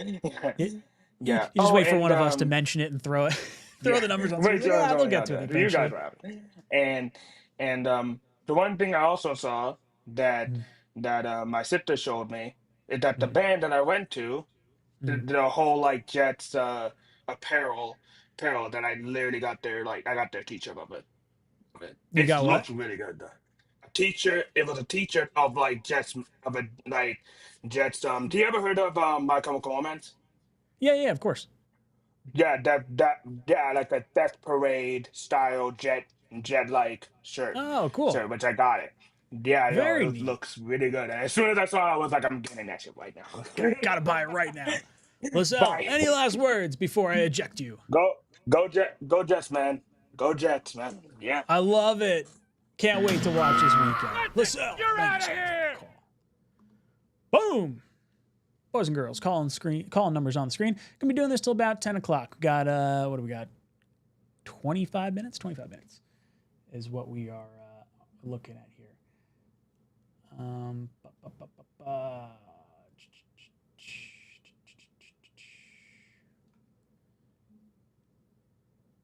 Sorry, clicking around over here. My ad read threw me off because they gave me a code 20. So I got Jets Talk 20 for Chubbies, but it's a $10 code. I guess for the particular NFL stuff. So maybe I'll do another read just to get that out of the way. But let's talk in the chat a little bit. Let's see what you guys are talking about. I see Chris in the chat as always. Love you, Chris. Loved watching our New York Jets preseason game Saturday night. Our New York Jets football is back, etc. Hope best going forward. Best to you as well. Aaron agreeing with me. I'll take Adam Gase opening drives over a lot of coordinators. For whatever reason, he just happened to always get the first drive down really well. And then the wheels kind of fell off after that. There was a check down where he had space to hit Garrett Wilson on a deep crosser. Yeah, and I saw that. I had a few people push back on me on that. They're saying that maybe he wasn't going to be open or at the time of release. It looked a lot to me like Garrett Wilson was open. I believe that was the first Garrett Wilson pass, or the first Justin Fields pass where he threw it across the middle to, was it Beck? I think it was Beck. And if you look, there's a defender between Beck and Garrett's just about to break open. And I wish he could have lobbed it over the top of the, I think it was a linebacker. I'm thinking that was in front of Garrett. There was a safety alongside the right-hand side of Garrett. So I think he was going to be open, but I should watch the all 22 to confirm that. Overall, pretty happy with what we got from Fields. I don't think he did anything wow, but I think he checked boxes that we just wanted to see checked. Sports Frenzy. Loved Fields' drive this past weekend, but I want to see him take some chances. Deep shots, build chemistry with the wideouts and deep threats. Yeah, I think you're going to see them take their shots. They're going to keep a lot of stuff as high percentage throws for the most part, but then they'll see one-on-one matchups or maybe certain defenses that are aligning with what they want to do. And then you'll see a play action and you'll see a bomb down the field. I think that's where Arian Smith's eventually going to come in, and that'll be his role pretty consistently. Other than that, I don't think we throw beyond 10 yards a whole crazy ton this year. Try to keep him honest with a deep shot here or there, but by and large, this team's gonna run through their running backs and through their tight ends, and then obviously Garrett. Fields has a super underrated deep ball. He has to use it more. I mean, I've seen various deep throws from Fields. Some where he's hit guys, and others where it's just wildly off the mark. So I gotta watch him hit more consistently. They did have 3 guys go to him just before Justin Fields released the ball, so it was a good decision if he felt like it was too risky. Yeah, if you can get the high percentage throw, maybe that's what they're telling him. Hey, look, you might see something, but just move the chains. Just keep going. Chunk play, chunk play, chunk play. It's better than getting an incompletion and a punt. If he didn't feel comfortable enough getting it to Garrett, it might have been the right move.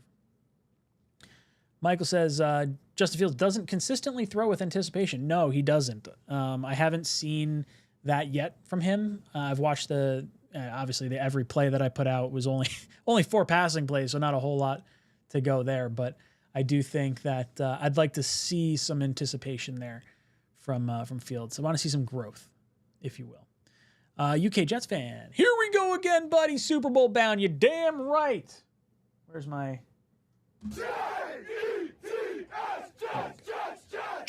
Jets? I love it.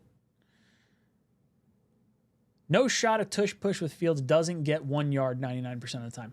Oh, it's 100% why the Jets voted for the tush push. They will be using it on the goal line pretty consistently. At least that's the hope. It would be a damn shame if we didn't do it with the line and the quarterback we currently have.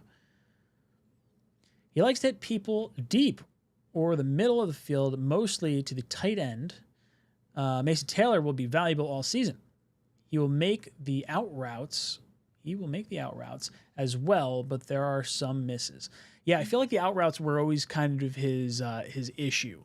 I don't know if it's just a driving the ball thing, but I'd like to see him. I'd like to see Fields have more success in the passing game. Like, even if our offense is going to be called, like we were 66% run this past week, I don't think we're going to be that high all the time, but I think we're going to be somewhere near 60. And that means that other 40%, you really want to feel comfortable with it. And I'm not quite there. If he's going to check it down and we're going to scamper for a few yards, we got some playmakers that can do it. I mean, heck, if you can get Breece the ball in space, I'm not against it. I think he's your second best receiving option. Jay Blizzy Beats, thank you so much for the super chat, brother. I don't see a comment associated with it, so if you put it in the comment section, obviously without a super chat, I'll throw it on screen for you. But thank you so much for the super chat. It means a lot. No matter what happens this season, I think we can all agree it should be a fun season to watch. Yeah, I've been saying all offseason, basically since the end of last year, I am on team entertain me for the season. That's what I want.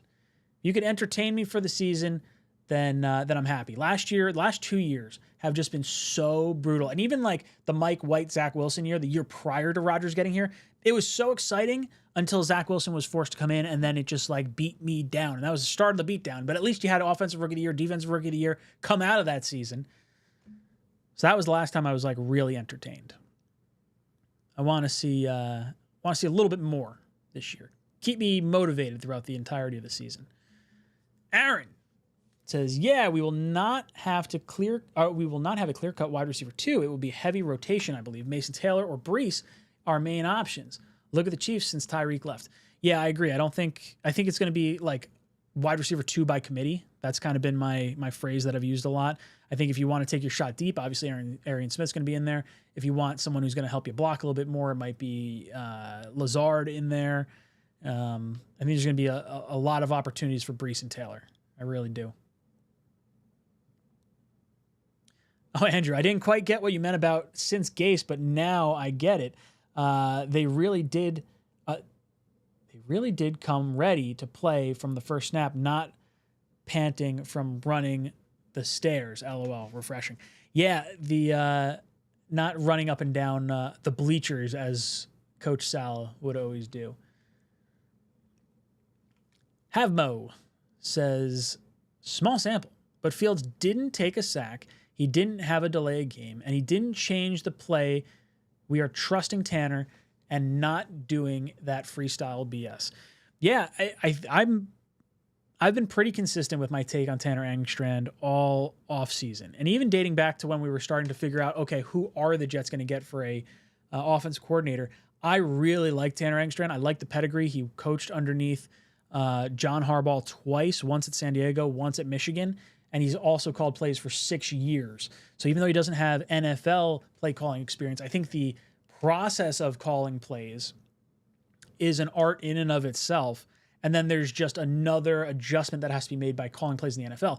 Normally, when you get guys that haven't been an offensive coordinator, they may not have called plays at all. So now they're learning how to call plays and also learning how to do it at the NFL level. And I think that's really tough. So I'm really happy with what we got out of Tanner Engstrand and excited to see what happens in the coming game. We've got Joe on the line. Let's go over to Joe. Joe, how you doing, dude? Good, and yourself? Dude, I'm just happy to be talking football again. Yes. Yeah. How you feeling about the first preseason game? Honestly, I did not watch it. But I did watch a lot of reviews, and I watched you and Jake Asman kind of recap it as well. So overall, it's been good. I actually was focusing this weekend on the Jets cruise, so I'm going. Ooh, yeah, hell yeah. Dude, I can't wait for the Jets cruise. It's going to be an absolute blast. We're going to Bermuda, baby. Yeah, it's actually funny because my cousin's a Jets fan, and I was like, hey, dude, you want to go on this Jets cruise? And he goes, actually, I'm not going to be able to do that because we're actually doing another cruise 2 weeks prior. And no so way. I'm going on both cruises. So on May 10th to the 17th, I'm going on a cruise, and then I'm coming over to the Jets cruise. Oh, hell So, yeah. What? Where is that first cruise going? It's like the Mediterranean. Nope, I don't remember. Badass. Yeah, it's like Mexico, like the southern, like down there area, like Florida, Mexico. That's the Gulf. I was The Mediterranean's in yeah, Europe. yeah. I was like totally different. I Yeah, was like, wait a second. and then I'm more focused on the Jets one. And my That's all wife's right. also going to be there too, so it's gonna be pretty fun. Hell So yeah. Yeah, I it's gonna be a saw good you, time. Green Bean, and Matt talk O'Leary. about it last week on Tuesday, and I was like, oh hell yeah, I gotta do this. So Dude, I think we're going to get a good amount of people to come out. And it's just, if you're planning a vacation anyway, why not hang out together and just have a grand old time? It's going to be yeah. When I told my wife, she's like, Jets, really? And I'm like, there's me plenty of girls you can hang out with as well. I told my wife the same. I was like, oh, so you want to go on this cruise? She's like, I do want to go on a cruise. I don't really want it to be like Jets focused, but it sounds pretty fun. I was like, all right, that's what I'm talking about. I just need like a 85% commitment. So yeah, I'm more so excited about that. I mean, the preseason. I mean, from what I saw, I do like one. I mean, the fact that we actually have a coach on the sideline again that actually wants to coach players while we're playing the game. I mean, I can't believe that happened. I was like, this is real. He's like the accountability factor. Him like, yeah. Did you see some of the clips of him like yelling at McCrary? Oh Ball? yeah, the ball. Oh yeah. Felt good. So I was. He felt like a coach. Yeah, and then the fact that he got into Clemens, a little too. I was like, man, this is the fact that you actually want to do your job on Sunday is impressive. It feels nice. I feel like we got a competent coaching staff from like offensive coordinator, defensive coordinator, head coach. Like I feel more confident than I should through one preseason game. Like I shouldn't be feeling this confident. Yeah, it's got me going on a high, and I'm like, game? okay. It's got me going on a high, and I love it. But I'm also like, it's just preseason. Let's relax a little bit. I'm going to take every bit of joy I can out of this because we've been beaten down so much in the regular season. If I can have fun for 3 weeks in the preseason before it all comes crumbling down week 1, by golly, I'm going to do it. I agree, man. Well, Joe, I just wanted to pop on. Jets? I haven't. No, I just wanted to pop on. I've got to watch the rest of your video. I'm going to rewind it. But thank you so much, and I'll see you on that Jets cruise. Hell yeah, Joe. Can't wait. You've been ejected from the cockpit. Joe, thank you so much. Joe's going to be joining us on the Jets cruise. It's going to be an absolute blast. See, Harlan saying Bermuda could be a great cruise. Bermuda is a really good place to visit. It's also great if you want to get lost, right? Like we're going to go right by the triangle, and I'm pretty sure we're going to toss. Who are we tossing off? We tossing off Jets Forever? I think Jets Forever is getting tossed into the Bermuda Triangle. That's the thought. What cruise line are you going on? I believe, hold on, let me see. Do I have it pulled up? I think I have it pulled up. It is Royal Caribbean on the Independence of the Sea. I believe I put the link in the description down below. Let me see if I did that. Did I do that? I think I did. Yes. Yes, there's a link in the description if you guys want to check it out. You could see, I don't know if did they list the players on this page? They had to adjust the page that we had last time. So I'm probably going to update that link at some point. They were just like, maybe don't have all the logos everywhere. And we're like, okay. So, but yeah, it's a Royal Caribbean cruise. 5 nights, New Jersey to Bermuda, May 30th to June 4th, leaving out of Cape Liberty, New Jersey. Very excited. Very, very excited. Aaron, how much do you think Fields is playing against the Giants? Should he play all first quarter? I would like to see him play until they pull their starters. So if that's the whole first quarter, or if he has a really good drive and he let's say he scores a touchdown on the first drive and you're feeling confident again. I wouldn't be opposed to them pulling him because of just stack good things and don't risk injury. But at the same time, if you get let's say he drives 30 yards, they have to kick a field goal, I want him to come back out. I would like to see him play the whole first quarter if possible. And then, honestly, even in game 3, I'd like to see him come out for a drive. So I would think this game will be where we get the most amount of Fields action. The D line is going to be scary, though. I want to see the first string O-line is I shouldn't say is what I'm mainly looking at because I'm looking at all of them. I really want to see Fields have some success. But I'd like to see us utilize. Strike that. I don't want to see us utilize RPO or Fields running because I feel like it should be a last resort in the preseason for him to do that. I'd like to see him, I don't want to say force pass a little bit, but let's put a little pressure on and try to see what he can do while the games don't matter so much right now. Yeah, that's my thoughts. I hope Glenn sticks to his words and allow the younger players to play if they've earned it. Brandon Smith should make this roster.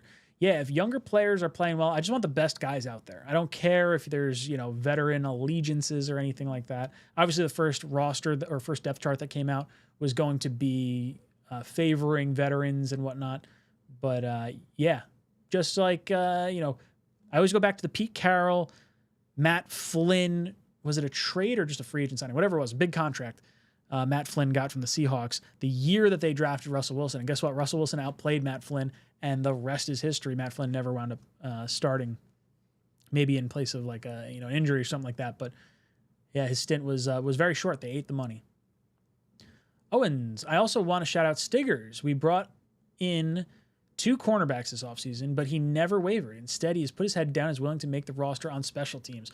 Yeah, I think Stiggers could be a critical part to this team. Like you need some depth at the position anyway, and if he can provide value on special teams as a gunner, perfect. I love it. There's going to be injuries. This is a violent game. Stiggers is going to see reps out there at some point throughout the season. Jay Plizzy dropped in. This is from his super chat. Says, I think Martinez was great. Also, the J Tough got the job. Go Jets, Jets, Jets. Yeah, Tufele looked really good from that defensive tackle position. J-Mo, 30 points in the preseason or not, made me smile. J-Mo, dude, J-Mo was with us at the Jets-Broncos game where we didn't score a single touchdown. So I bet J-Mo is feeling pretty good right about now. Feeling happy. There's not too many times where the Jets can say, hey, we scored 30 points on an NFL team. I'll take it. Steps in the right directions. Harlan, been through the Bermuda Triangle many times. I'm still here. Still here as in the Bermuda Triangle? And you're talking to us from, like, the beyond? Is that what it is? Or are you just saying you're still here? You're still around? I think that's what you're saying.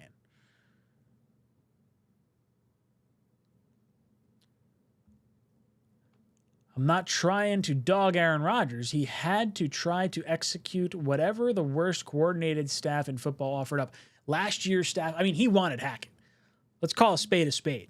He wanted Hackett there. Why on earth we decided to bring in Keith Carter, I have no idea. He had to overcome stuff. But I feel like we had to overcome a lot of Aaron Rodgers too. The lack of mobility hamstrings the way you can call a game.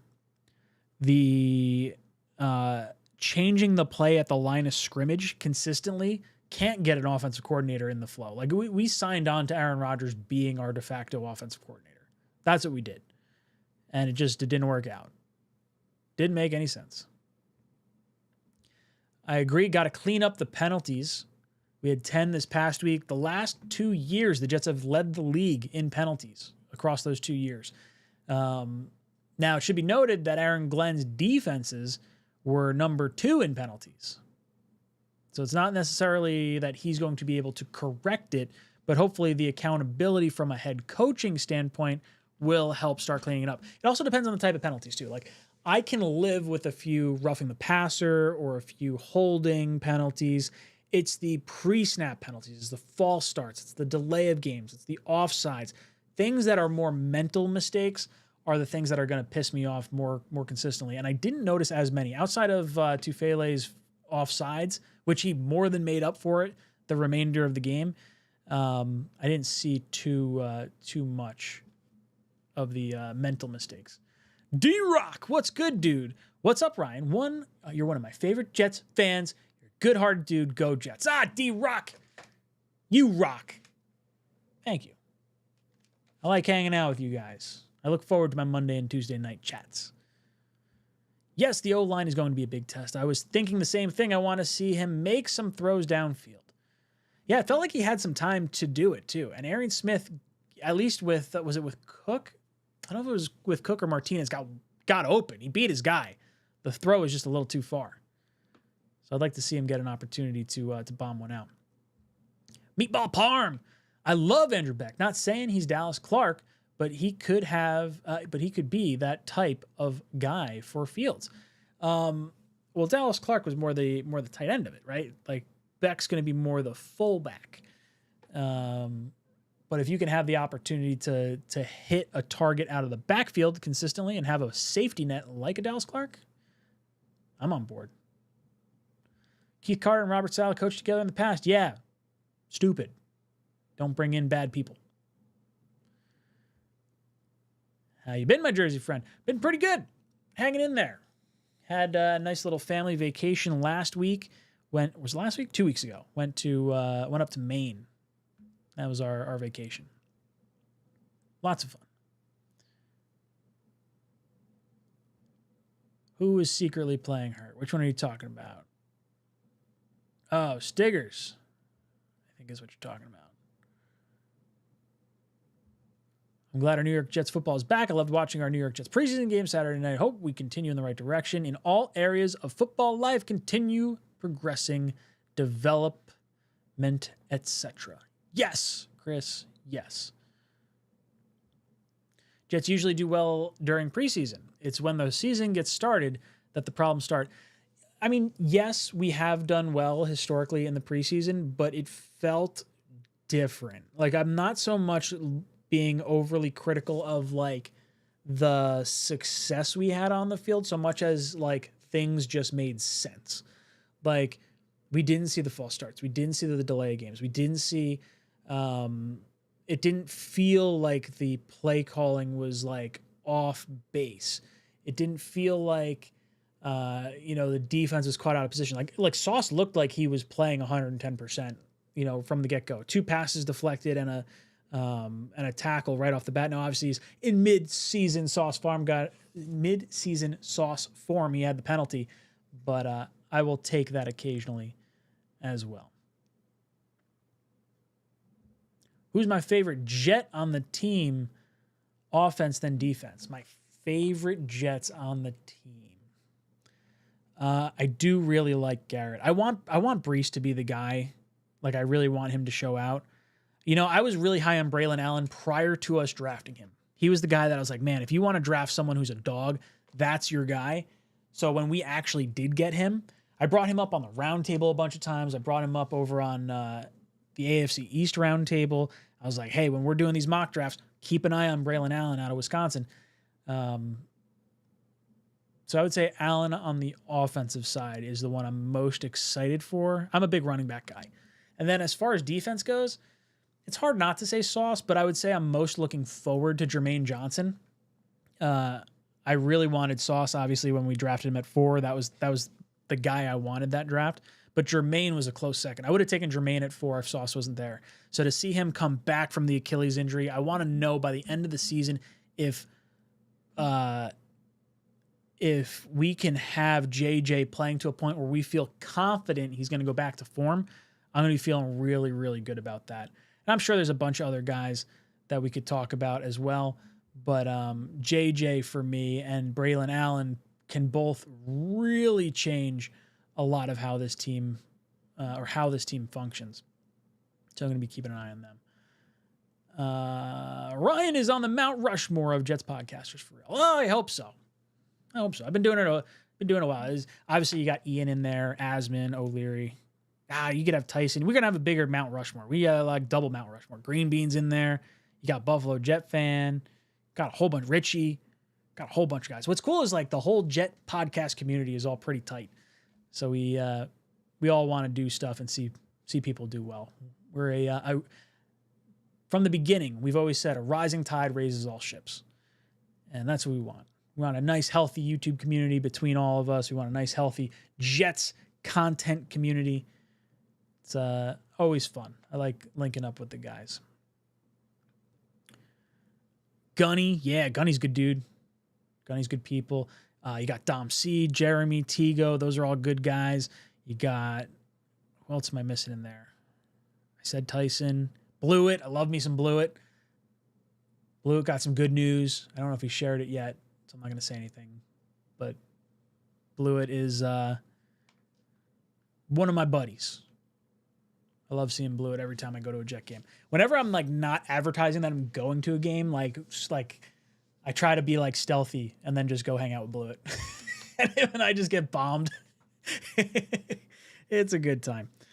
Yeah, Jets Chaos, that Jeremy guy. He's all right. We like Jeremy. He's a good dude. How is special teams? Feel like we haven't talked about it. So special teams has been pretty good. I like that we got Nick Folk back. I'm a big fan of Nick Folk. I like Austin McNamara, the punter that we have. His dad works over at Crystal Springs, so that's pretty cool. I believe he's a greens guy for Ballyowen, if I'm not mistaken. I'll have to talk to my colleagues about that. But I would love to have a Jets punter as a guest on my show.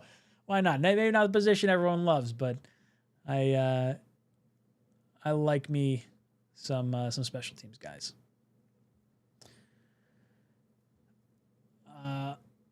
All right, let me do this. Where are we at? I'll find this. I want to go back. Threw me off before, but I'm back again. Are you ready for some football?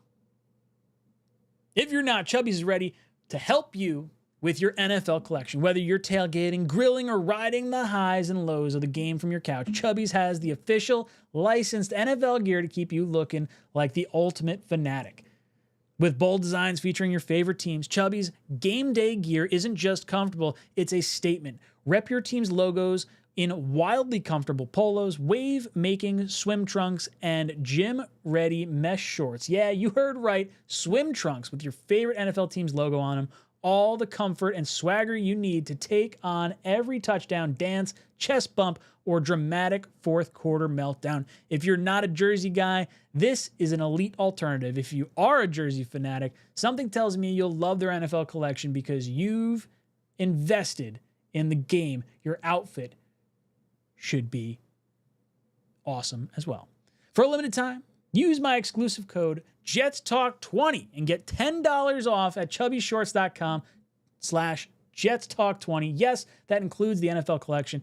Let the thighs out and let the good times roll.